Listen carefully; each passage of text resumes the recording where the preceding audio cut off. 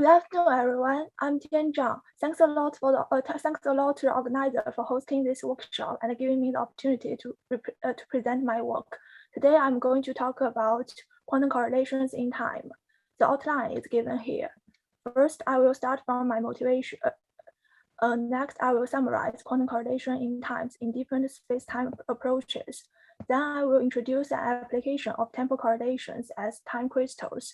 I will briefly comment on quantum correlation in space and quantum correlation in time, and finally, conclusion.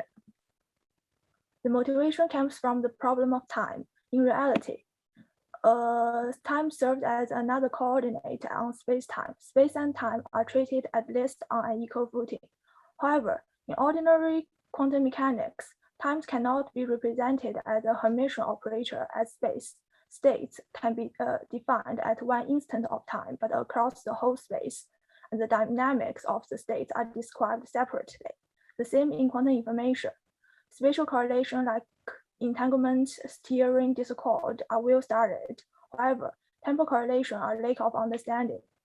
So our topic will be quantum correlations in time. We assume that temporal correlation should be treated as an even-handed manner as spatial correlations.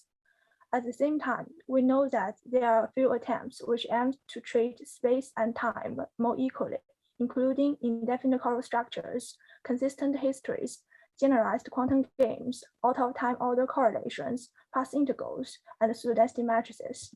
Now we will investigate quantum correlation in time in these space-time approaches. First, I will introduce the pseudo-density matrix formalism and compare the rest of them with it.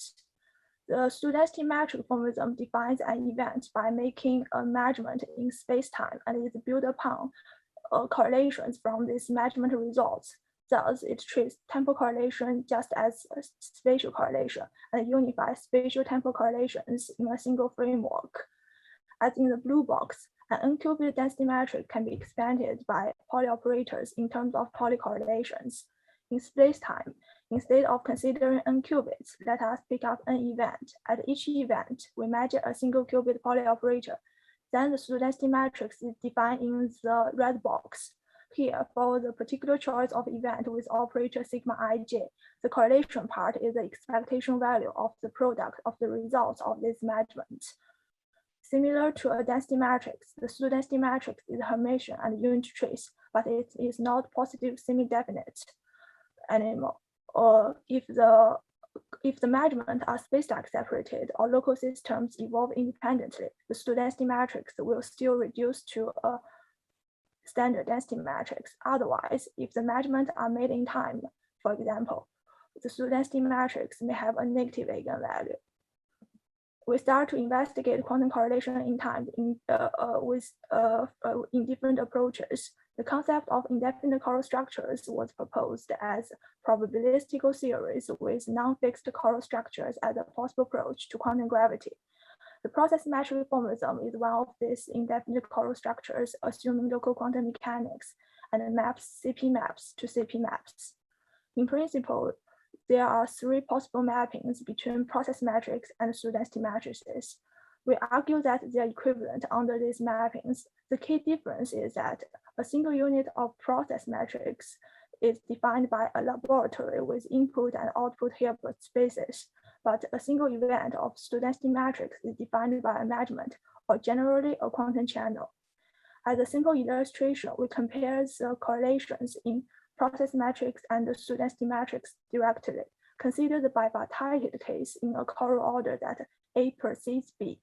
For an arbitrary state rho evolving under the unitary evolution U, the process matrix is given in the first yellow box and the pseudo-density matrix in the second yellow box. The corresponding correlations in the two formalisms are given in the blue boxes respectively, as we can see that they are identical. In the general case of the bipartite system on AB, this correlation equivalence holds for each cases with causal order as A precedes B, A succeeds B, A does not precede and does not succeed B. In principle, their superposition for arbitrary process metrics will also satisfy the correlation equivalence. Thus, we conclude that for a given set of measurements. A process matrix where the measurement is made in each laboratory holds the same correlation as a generalized pseudo-density matrix with measurement made at each event. We further move on to consistent histories. Consistent histories or decoherence histories is an interpretation for quantum theory. The main idea is that a history understood as a sequence of events at successive time has a consistent probability with other histories in a closed system. The probabilities assigned to histories satisfy the consistency condition to avoid the inference between different histories, and that set of histories are called consistent histories. The coherence functional is defined in a way that with an initial state rho, or we take two sets of time-independent projector on the two sides of this initial state rho, and then we take the total trace of that. In consistent history, probabilities can be assigned to histories when the decoherence functional is diagonal, and the diagonal elements are the probability for the histories, and the consistency condition is given as below. As in the purple box, there is some simple analysis shows that the diagonal terms of decoherence functional in consistent history are just the probabilities in the temporal correlation of pseudo-density matrices. And a non-local game is a kind of interactive proof system with only one round and at least two provers who play in cooperation against the referee. In quantum classical non-local games, the questions are quantum rather than classical. Most specifically, the referee sends quantum register to Alice and Bob instead of classical information. In quantum classical signaling games, instead of two players, Alice and Bob, we consider only one player, RB.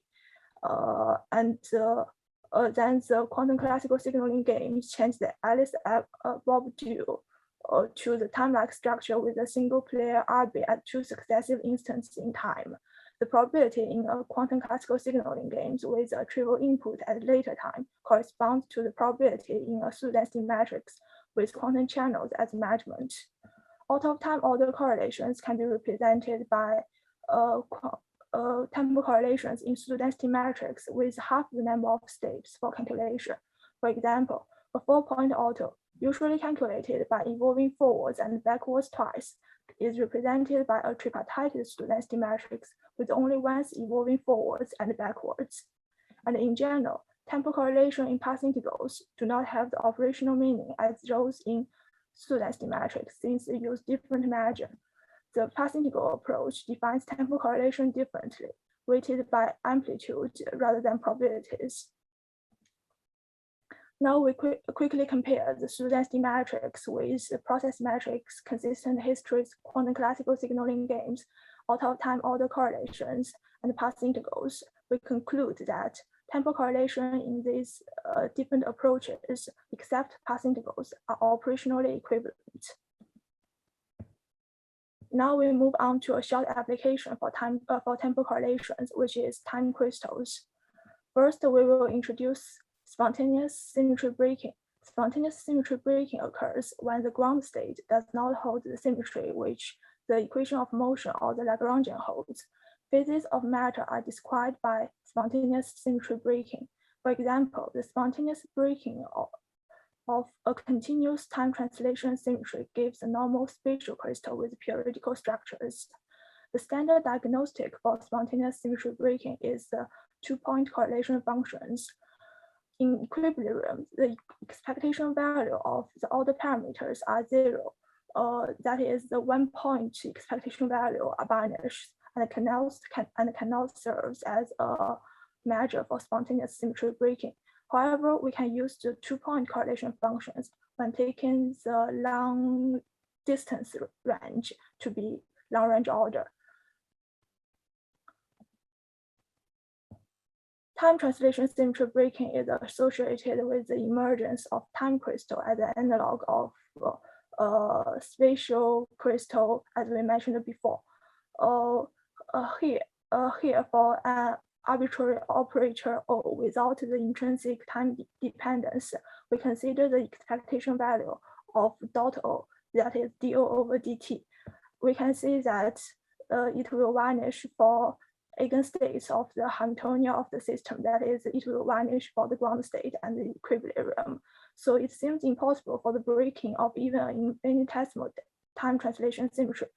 However, the 1-point expectation value do not serve as a proper diagnostic for spontaneous symmetry breaking, and we may consider 2-point correlation functions, as we will discuss later.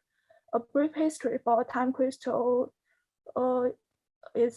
starts from Wilczek, who initially proposed a model with periodical motion in the ground state.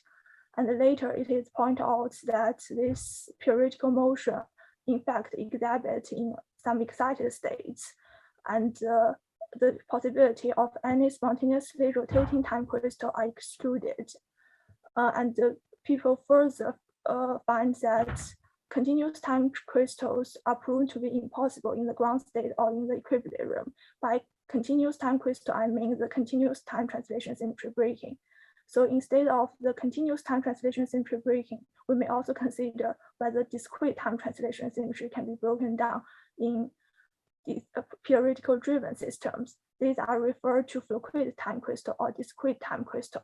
That is, in a many-body localized fluid system with a periodical T-driven, the temporal correlation may exhibit a period of NT, which N is larger than 1. And experimental verification for discrete time crystal has been conducted in trapped irons, NV centers, and NMR. There are also other variants of time crystals, but the mathematical definition for time crystal is given as the temporal version of long-range correlations, as we mentioned before. And we also give a pseudo-density matrix representation for this long-range order in time. As a simple illustration, we consider the unitary evolution with an arbitrary initial state. We found that the long-range order is preserved here, but this case is too trivial for a time crystal to exist. We further consider cases with noise, for example, diffusing noise, depolarizing noise, or arbitrary noise. And we also consider a stabilization protocol of quantum computing. We found that without stabilization, the long-range order decays exponentially decays exponentially, and with stabilization, the long-range order will convert to a constant if the noise is smaller enough. And we also have some NMR experiments. We also have some collaborator to do the NMR experiments to verify this. And we also use this temporal correlation analysis to fluctuate many-body localized system for discrete time crystals. Finally, I want to briefly comment on quantum correlations in time towards quantum correlation in space. We first consider bipartite Pauli correlations. Bipartite Pauli correlations are fully characterized by XX, YY, ZZ correlation up to a unitary rotation. All possible spatial correlation are fully characterized by an arbitrary 2-qubit density matrix, and all possible temporal correlation can be fully characterized by a pseudo-density matrix with all spatial correlations is represented by the blue tetrahedron here, and all possible spatial temporal correlation is fully characterized by a pseudo-density matrix with a single qubit as initial state under unitary evolution at from one time to another time, which is represented by the red tetrahedron. As you can see that there is a reflection on the XX ZZ plane, and there is a perfect symmetry. However, if we consider arbitrary evolution, that is the CPTP map, we will have all possible temporal correlation will be strictly large than all possible spatial correlation. We further argue that monogamy of entanglement has no temporal analog, since entanglement is a kind of spatial correlation. temporal correlation has no monogamy constraints. The maximally temporally correlated states are under identity evolution. That means we can make as many copies as we want for maximally temporal correlated states. Also, as the previous example, we have continuous spatial crystal, but we only have discrete time crystals. Also, causality distinguish between space-like and time-like separations. Finally, conclusion. Quantum correlation in times are unified in these different space-time approaches, including pseudo-density matrix, process matrix, consistent history, quantum classical signaling games, out-of-time order correlations, but except path integrals. And the temporal correlations can also be applied to time crystals and the time translation symmetry breaking. Quantum correlation in space and in time are very different. That's all. Thank you for your attention.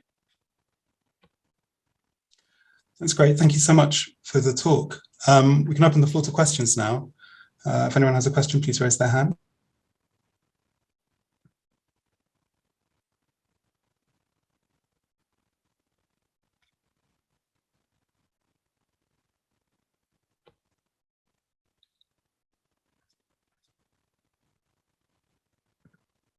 Okay, I might ask something. So with this process matrix and pseudo-density matrix formalism, which you introduced at the start, is there something in particular about this formalism which makes it a more natural mode to see correlations occurring in? What do you mean? You mean process matrix formalism or pseudo-density matrix formalism, or both of them? Okay. I think perhaps I missed something about the equivalence between the different formalisms which you were showing.